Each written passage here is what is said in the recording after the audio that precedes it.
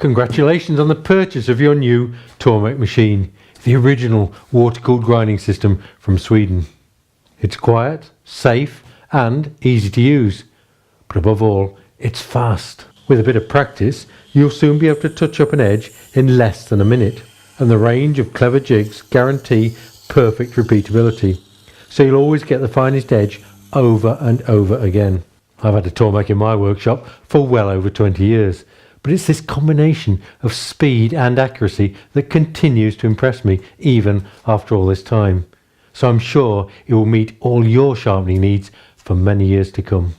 To help you get the most out of your Tormek, I'm going to guide you through the initial setup and then give you a short introduction to the system and its features, along with a few really useful tips.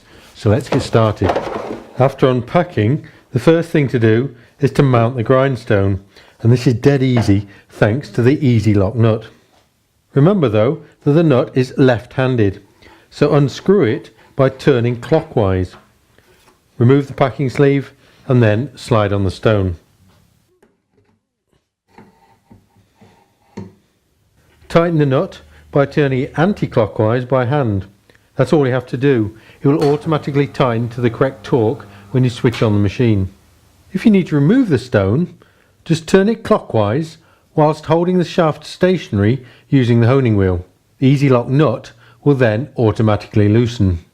During transport, or if the machine has been idle for a long time, a film may develop on the surface of the rubber drive wheel, which can affect the efficiency of the drive. In this case, freshen it up by holding some coarse abrasive paper on the wheel for a few seconds as it revolves. It's a good idea to do this occasionally anyway, say once a year, or if the surface becomes coated with fine wood dust. Now you can mount the honing wheel, making sure that these pins locate into the holes on the drive wheel.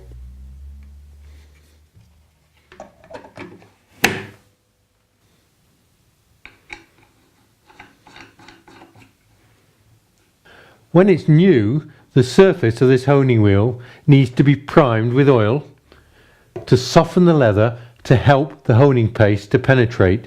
So, as the wheel spins, add some light machine oil, something like sewing machine oil, and you'll need about 15 milliliters. Then, with the machine switched off, apply a thin bead of honing paste all around the wheel, rotating it by hand. Work this into the surface of the wheel by starting it up and pressing on gently with a flat tool. The leather will gradually become more and more supple with subsequent applications of paste. The water trough just lifts up and rests in place, and you can then start filling it. So start the machine up and start pouring in the water until you reach the maximum water level line inside the trough. You'll be amazed how quickly it disappears, so keep refilling until the stone cannot absorb any more. You'll need at least 2 pints of water if the stone is initially dry. It goes without saying that the stone must be run in water at all times when you're grinding, so keep an eye on this level as you work. If you have the T-7 machine, you'll find these tilt shoes in the package, and they fit here. This slight angle helps to minimise the amount of water that spills onto the casing, and any that does then runs back into the water trough. The built-in magnets makes it easy to store them under the machine if you don't want to use them. If you're sharpening long tools, like chef knives or planer blades, you can add the water chute which clips into the side of the trough. This extends it right out to direct any water spillage back from even the longest tools. A real advantage of the Tormek wet grinding system is that no sparks are produced and all the steel particles are washed down into the trough by the water. On the T7, the trough incorporates a strong magnet, which attracts these particles as they ground off the tool being sharpened. This keeps the stone clean and cutting freely, as it prevents them being pressed into the stone surface and clogging up the grinding action. When you come to clean the trough, you'll find these steel particles all accumulated round the magnet. Just wipe them off with a paper towel, and it's a good idea to let the stone particles sink to the bottom as well before you empty the water to avoid blocking up your sink. So now a few tips for using the system. For a start, it's important you get the machine at a comfortable working height on a flat and firm surface. You need to work with your shoulders nice and relaxed, so a height of about 65 to 70 centimeters seems to suit most people. You can sharpen with the stone running away from the edge or towards the edge. It all depends on the type of tool that you're sharpening. Generally, sharpening towards the edge gives faster steel removal and a smaller burr. But for some tools, it's recommended to sharpen away from the edge for better control. Check the handbook for the type of tool you want to sharpen. A really useful accessory is this rotating base. Just look how easy it makes it to alternate between the different directions, and it automatically locks in the right position. For general sharpening, this standard Tormek Supergrind grindstone performs perfectly. It's been developed to combine the properties of efficient steel removal, smooth surface finish and long stone life. Make sure you use the stone grader regularly to keep the stone fresh and free cutting. About 20 seconds is all it takes to clean the surface. Alternatively, you can use the fine side to transform the stone to a finer grade for an equally finer finish. You can actually feel this difference just by touch. In a minute, you can watch individual videos for all the jigs and accessories, so be sure to check those out.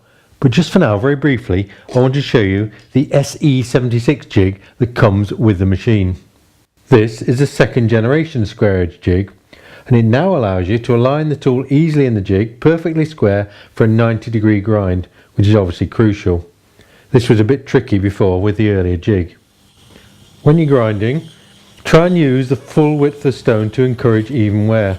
Unlike a dry grinder, there's no danger of burning, so you can apply plenty of pressure for a fast cut. But do vary this to suit the grinding area. For example, when you're sharpening a wide plane iron that uses the full width of stone, you can apply a lot of pressure.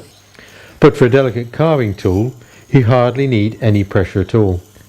But whatever tool you sharpen, keep a consistent movement across the stone to get an even edge angle. And provided you're not changing the angle, it should take less than a minute to touch up the edge.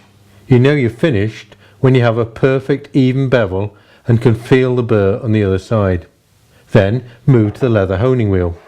This process removes any burr and leaves a much finer and stronger edge, but always remember to hone with the wheel revolving away from you. And there it is. That's all there is to it, and you won't beat that for sharpness. The precise angle setting of the jigs ensures minimal steel removal, and this is what makes the Tormek method so fast and also helps your tools last longer. In reality, you're only removing fractions of a millimetre of steel to leave tools with a razor sharp edge that will also last very much longer. Not to mention the pleasure of using such tools. I really would encourage you to read the handbook that comes with the machine. It's packed full of information with hints and tips covering the whole Tormek system, so keep it close by for reference. There's very little to do in the way of maintenance with your Tormek, but always lower the water trough when you're not using the machine, otherwise you'll end up with a discoloured line across the stone. If your Tormek is in the workshop, protect it from dust using a proper machine cover. It's important that moisture is not trapped in. So the Tormek cover is 100% cotton and breathable. The T7 frame has a very strong industrial electro deposition coating, which will stand a lot of handling, but we recommend that you don't store the machine in an enclosed space or outside if it's damp. Also, don't store it anywhere where there's a risk of freezing the water in the stone, or it may break. There's very little in the workshop that you can't sharpen on a Tormek. Here are just a selection of tools, all of them razor sharp and a pleasure to use. I really hope you'll enjoy using your Tormek as much as me. Good luck, take care.